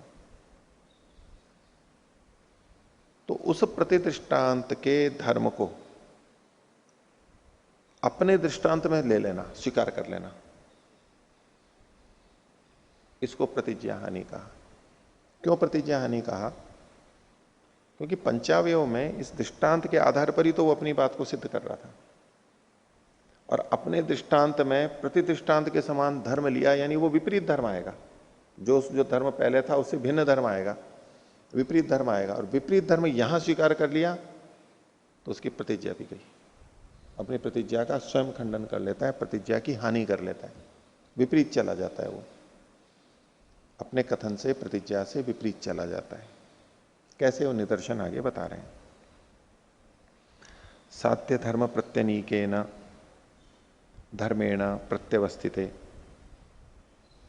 साध्य धर्म, साध्य धर्म यहां पर हम अनित्यत्व ले लें, शब्द का अनित्यत्व है, तो साध्य धर्म के प्रत्यनीकेन धर्मेण, उसका विपरीत धर्म के द्वारा।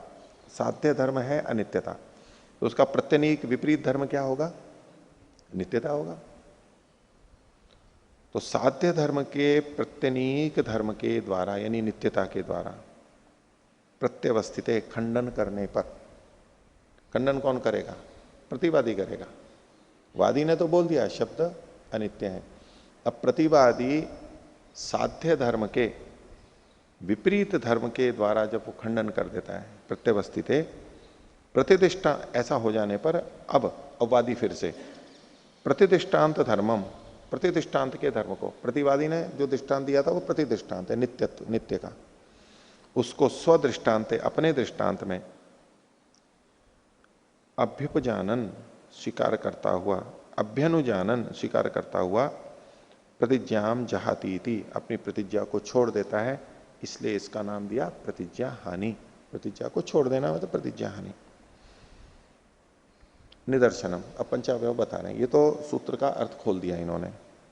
निदर्शन क्या है? इंद्रियकत्वात् अनित्यः शब्दो घटवत् इति कृते, ऐसा बोलने पर वादी के द्वारा प्रतिज्ञा क्या है? अनित्यः शब्दः। हेतु है इंद्रियकत्वात्। इंद्रियकत्वात् मतलब इंद्रिय से जाना जाने योग्य होने से, इंद्रिय से जाना जाने से। इंद्रिय से जानते हैं घड़े को?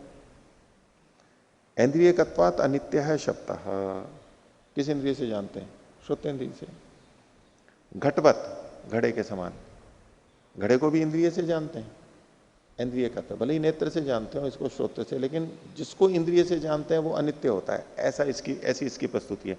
जिसको इंद्रिय से जानते हैं वह अनित्य है। खंडन कर सकते हैं? तब अपने हिसाब से आगे पढ़ करके आए हो वो अलग बात है, ठीक है, जाति का भी बोल सकते हैं, आपके अपने मन में भी आ रहा है तो। बाकी जैसे सामान्यतः जो भी वस्तु है, जो हमारे को इंद्रिय से गृहित हो रही है वो अनित्य है ना। ये जो सारी चीजें दिख रही हैं, शरीर आदि, और ये सब चीजें, भवन, पंखे, पेड़ पौधे, पत्ते, ये सब इंद्रिय ग्राह्य है ना, और अनित्य है। और जो नित्य चीजें हैं जैसे कि आत्मा, परमात्मा, वो इंद्रिय ग्राह्य ही नहीं है, वो नित्य है। तो सामान्यतः ये एक हेतु बनता है, अधिकतर देखा जाता है, इसलिए हेतु प्रस्तुत कर दिया है इसने। तो इंद्रियकत्वात् अनित्य शब्दो घटवत् इति कृते, ऐसा कह देने पर अपरा आह, दूसरा बोलता है प्रतिवादी। दृष्टम, ई की जगह यहां इष्टम है, द्रि कर लीजिए। दृष्टम इंद्रियकत्वम सामान्य नित्य। अभी देखो इसको क्या कर रहा है, अनेकांतिक बना रहा है, उसके लिए प्रतिदृष्टांत दे रहा है। बोले जो नित्य सामान्य है, सामान्य को नित्य मानते हैं, जाति को, वो भी उसका भी इंद्रियकत्व है। सिद्धांति भी मानता है, न्याय दर्शन का मत है कि जाति का ज्ञान भी उसी इंद्रिय से होता है। जिस वस्तु में जो जाति रहती है उस जाति का ज्ञान भी उसी इंद्रिय से होता है, यानी इंद्रियकत्व हो गया ना जाति का। तो बोले नित्य सामान्य इंद्रियकत्वम, जो सामान्य नित्य जो सामान्य है उसमें इंद्रियकत्व देखा जाता है। यानी उसने जो वादी ने कहा था कि जो उसकी व्याप्ति क्या बनेगी वादी की, जिसमें इंद्रियकत्व होता है वह अनित्य होता है। अब इसने इसका व्यभिचार दिखा दिया। देखो सामान्य जो है उसमें इंद्रियकत्व होते हुए भी वो नित्य है, खंडित कर दिया ना। अब ये प्रतिदृष्टांत लिया सामान्य का। तो कस्मान न तथा शब्द इति, अब इसने प्रश्न कर दिया कि शब्द उसके समान क्यों नहीं मान लिया जाए। इंद्रियकत्वात आप कह रहे हो, तो इंद्रियकत्व तो घटत्व में, घड़े में भी है और सामान्य में भी है। तो घड़े के समान आप उसको अनित्य क्यों मान रहे हो?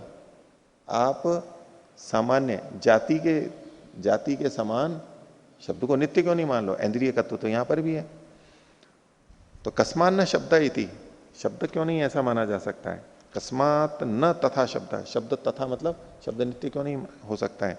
इति प्रत्यवस्थित है, ऐसा खंडन कर देने पर प्रतिवादी ने यह खंडन किया। तो इदम आह, इदम मतलब ये वादी बोलता है अब,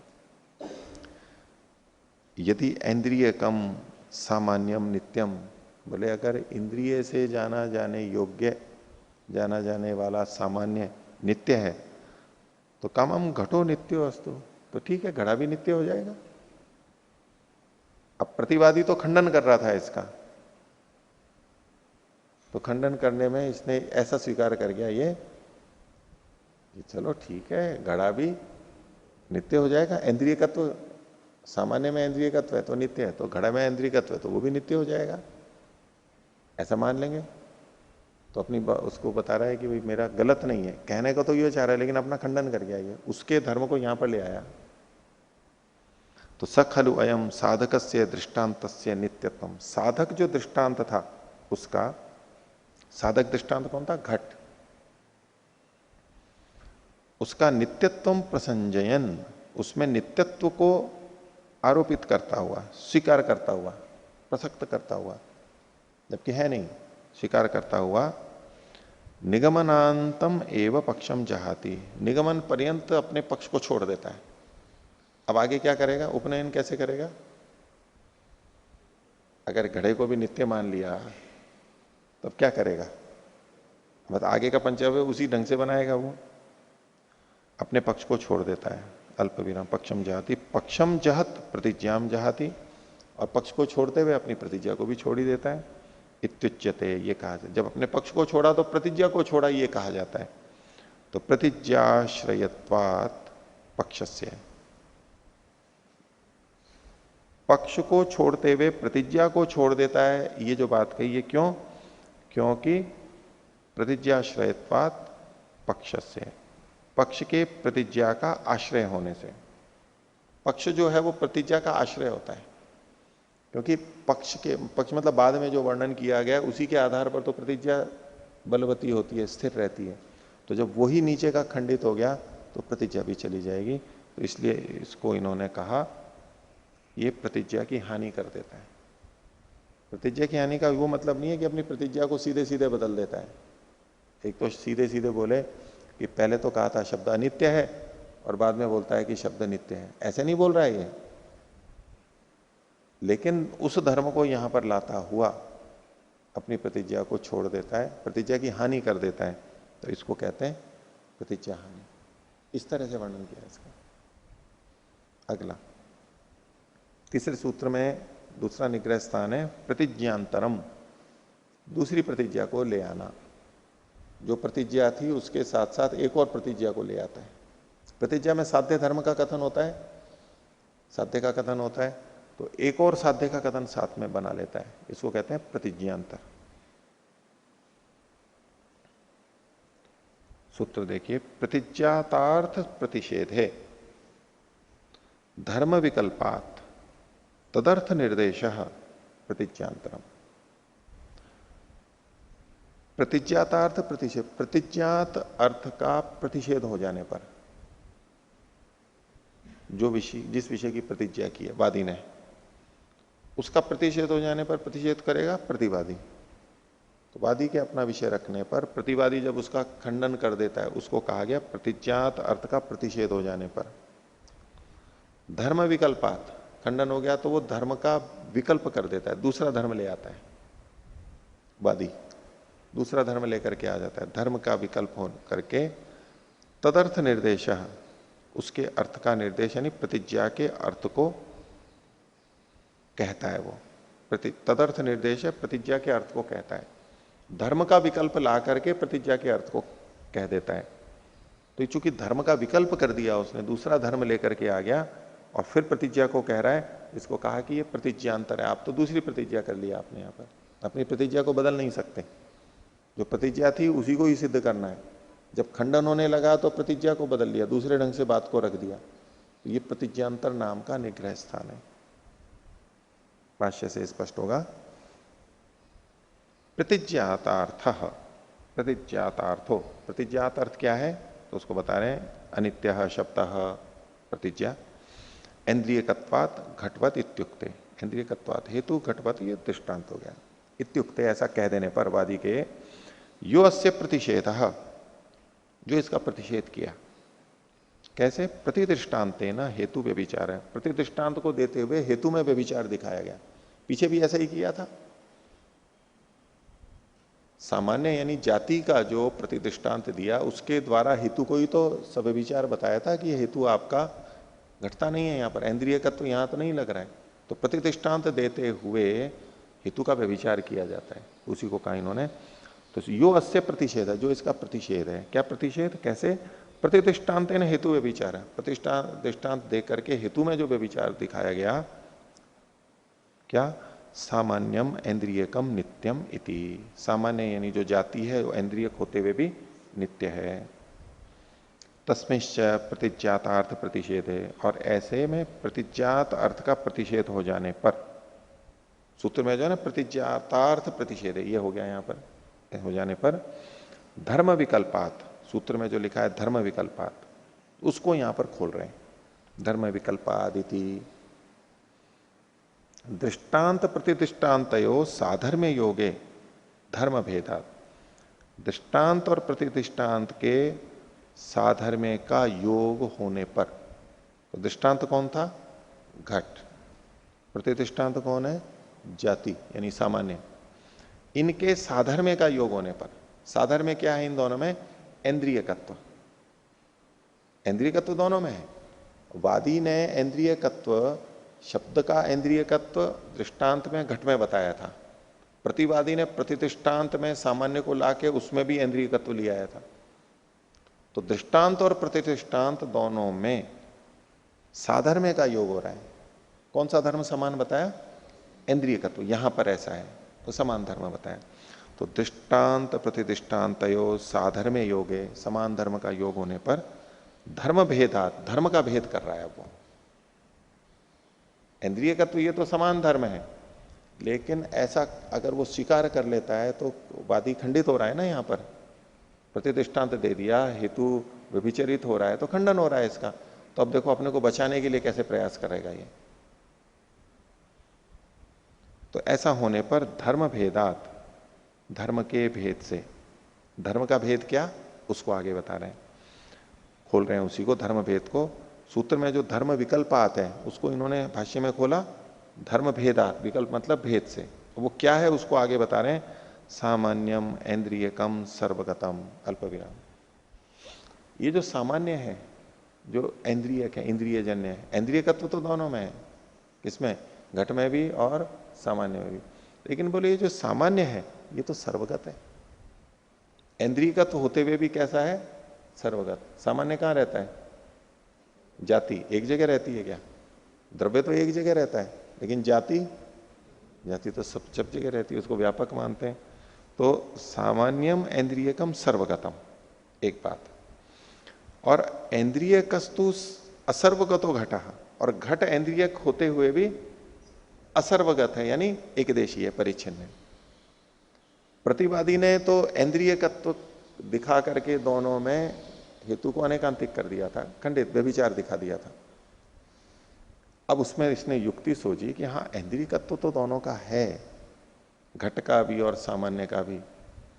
तो अब बात आएगी कि शब्द को घट के समान अनित्य माने या सामान्य जाति की समान नित्य माने। अब इसको तो अपना पक्ष सिद्ध करना था। उसने कहा कि ऐसा करते हैं, एक दूसरा धर्म और लेते हैं, सामान्य तो सर्वव्यापक है, सर्वगत है और घट एकदेशी है। तो बोले जो एकदेशी इंद्रियक है उसके समान ले लेंगे। शब्द क्या है, सर्वगत है या एकदेशी है? एकदेशी है ना, शब्द तो एकदेशी है ना। तो यूं सब जगह चला जाता है गति से, लेकिन जिस समय यहां है तो यहां है, यहां से आगे निकल गया तो आगे निकल गया, अब यहां नहीं है। तो इंद्रियकत्व दोनों में समान होते हुए भी घट तो एकदेशी था और जाति सामान्य वो सर्वगत था। तो बोले घट के समान शब्द भी एकदेशी है, असर्वगत है।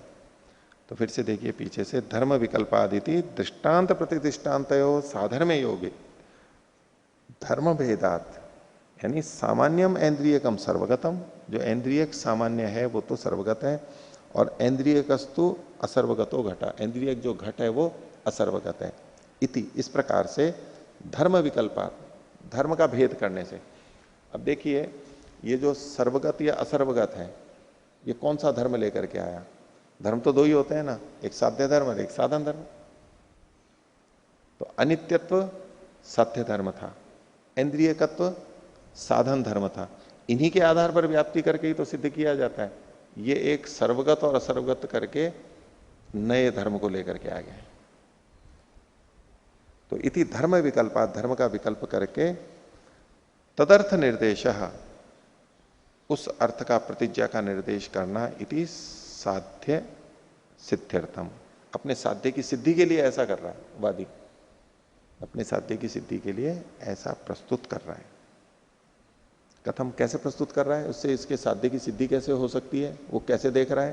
तो बता रहे हैं, यथा घटे न असर्वगत, यथा घटो असर्वगता एवं शब्दों भी असर्वगता, जैसे घड़ा असर्वगत है ऐसे शब्द भी असर्वगत है।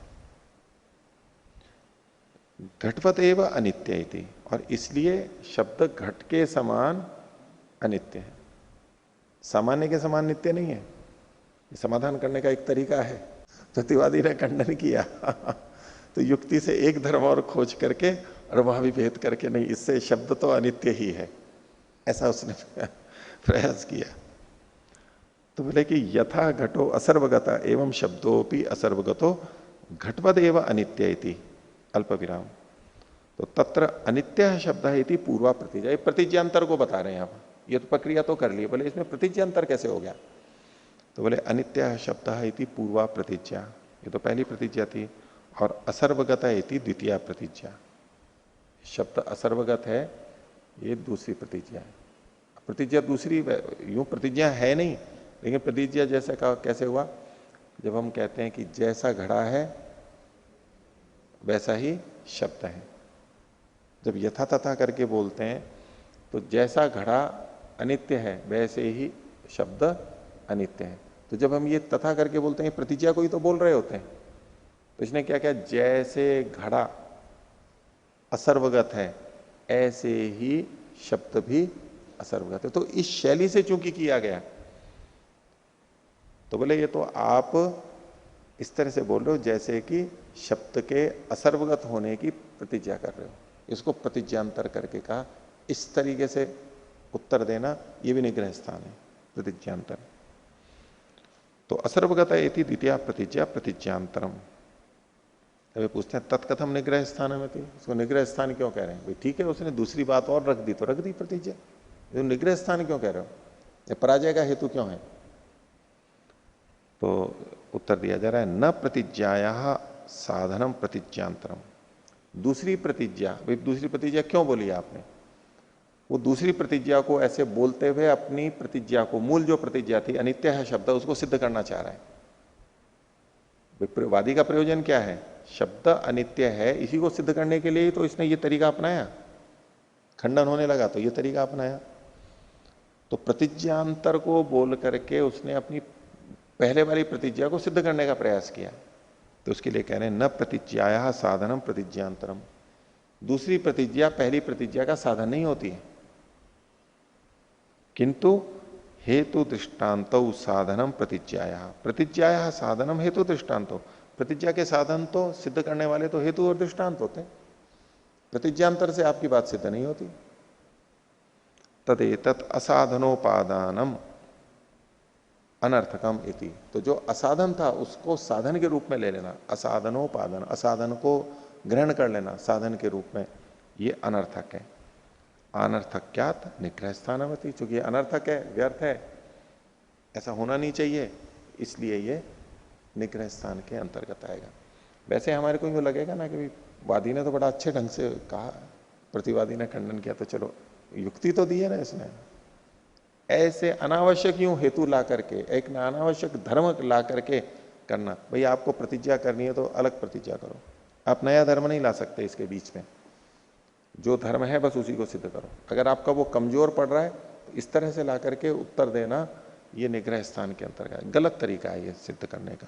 हाँ, अगर इसको ये वादी अगर ये कह दे कि ये मेरा हेतु ही है, कौन सा हेतु है? जो असर्वगत, एक और हेतु ला, दो हेतु मिला, ये अलग हेत्वाभास है। अच्छा, हेत्वंतर दिया मान लो, इसका क्या मतलब? आपका पहला हेतु सिद्ध नहीं कर पा रहा है ना, दो हेतु मिलके भी तो किसी बात को सिद्ध नहीं कर सकते, नहीं कर सकते।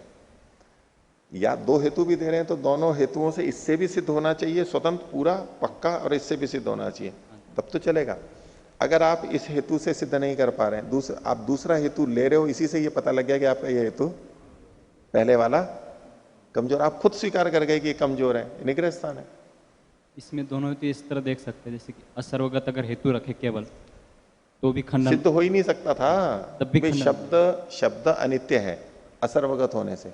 देखो कौन सा हेतु है क्या कि जो असर्वगत है वह अनित्य होता है, इसलिए दोनों हेतु एक, दो हेतु कैसे रख सकते हैं आप? इंद्रियक भी होना चाहिए और असर्वगत होना चाहिए, वो चीजें अनित्य हो जाए। ऐसे नहीं रख सकते, उसमें आपको व्याप्ति भी बतानी पड़ेगी। कई बार ऐसे दो भी जब लगता है ना कि एक से सिद्ध नहीं हो पा रहा है, तो ऐसा है, आपको जो पीछे पंचावय दिखवाए थे उसमें आपको ऐसा मिल जाएगा, कई जगह 2 पुस्तकों का था, उसमें ऐसा कई जगह मिल जाता है। वो कोई लंबा करके, क्योंकि एक में लग रहा है कि इसमें दोष आ रहा है तो एक विशेषण और जोड़ देंगे, फिर एक विशेषण और जोड़ देंगे, ऐसे प्रयास करते हैं। तो आप इस तरह से पक्ष प्रस्तुत कर रहे हो कि जो इंद्रियक और असर्वगत होता है, जो इंद्रियक और असर्वगत होता है वह अनित्य होता है, ठीक है। अच्छा, और इसके विपरीत क्या बोलेंगे?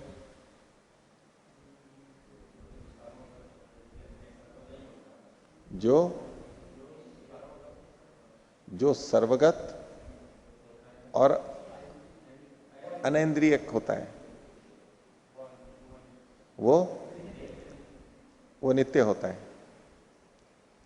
तो जो असर्वगत और अनेन्द्रिय होता है, वो जो असर्वगत हो और इंद्रिय ग्राह्य नहीं हो, वो, अब इसमें यूं एक एक को करना पड़ेगा ना, अभी तो आपने दो को जोड़ दिया। व्याप्ति तो आपने देखो दोनों को देखो, इसमें आपने क्या व्याप्ति बनाई? जो असर्वगत है और इंद्रिय ग्राह्य है वो अनित्य होगा। अब इसमें हम अन्य वस्तुओं को ले सकते हैं। अब इसमें आत्मा को लो, आत्मा एक तरफ तो इंद्रिय ग्राह्य नहीं है और एक तरफ एक देशी है, उसके लिए क्या करोगे? इसके विपरीत अगर जाओगे, दो इसके विपरीत एकदम जाएंगे तो क्या होगा? जो सर्वगत है और जो इंद्रिय ग्राह्य नहीं है, जो सर्वगत है और जो इंद्रिय ग्राह्य नहीं है वो नित्य हो जाए, वो नित्य होगी। और आत्मा एक देशी है और इंद्रिय ग्राह्य नहीं है, इसको क्या मानोगे? व्याप्ति तो ये है ही ना मेरी, मैं दोनों मिल के व्याप्ति में रख रहा हूँ ना, तो फिर उसको अलग अलग नहीं, लेकिन उसके आपको प्रतिपक्ष में भी तो जाना पड़ेगा। प्रतिपक्ष में उभय व्याप्ति तो बनेगी। देखो पहली बात तो दो हेतु दे नहीं सकते, एक हेतु देना पड़ेगा। और मान लो लगा भी लें तो ठीक है, कुछ दूर तक चल जाएगा, चल जाएगा, लेकिन उसको और इधर उधर करके जब देखेंगे, उससे जो अर्थापत्तियां निकल रही हैं वो देखेंगे उसमें, तो शब्द है, मान सकते हैं वो एक सीमा तक चल सकता है, नहीं होगा कि भाई जो जो एकदेशी है और इंद्रिय ग्राह्य है, तो इसमें एकदेशी पना होना मुख्य है या इंद्रिय ग्राह्य होना मुख्य है? ये तुम्हें तो दोनों मिलके काम कर रहे हैं ना, अगर एक को बैठे दोनों मिलके ठीक है चला सकते हो काम, लेकिन इस तरह स्वीकार नहीं करते हैं। एक आपको ऐसी चीज देनी चाहिए अव्यभिचरित रूप से। तो यहां तो मुख्य ये बताना नहीं है यहां पर कि ये कौन सा हेतु ठीक है गलत है, ये बात नहीं है। यहां तो ये निग्रह स्थान बता रहे हैं कि कैसे इसने प्रतिज्ञांतर को कर लिया, उसको बताना यहां पर प्रयोजन है, बाकी और कोई प्रयोजन नहीं है कि इसको बदल देते हैं। तो ऐसे हमने ये दो निग्रह स्थानों को देखा। तो आज का पाठ इतना ही रखते हैं। प्रणव करें।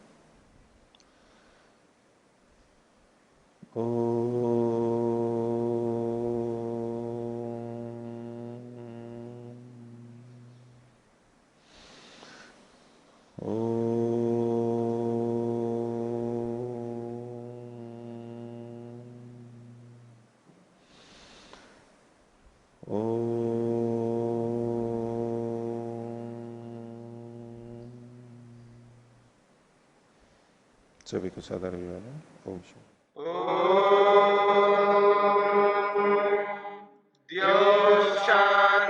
शांतिरंतरिक्षं शांति पृथिवी शांतिरापः शांतिरोषधयः शांतिः वनस्पतयः शांतिर्विश्वे देवा शांतिर्ब्रह्म शांति सर्वं शांति शांतिरेव शांति क्षमा शांतिरेधि।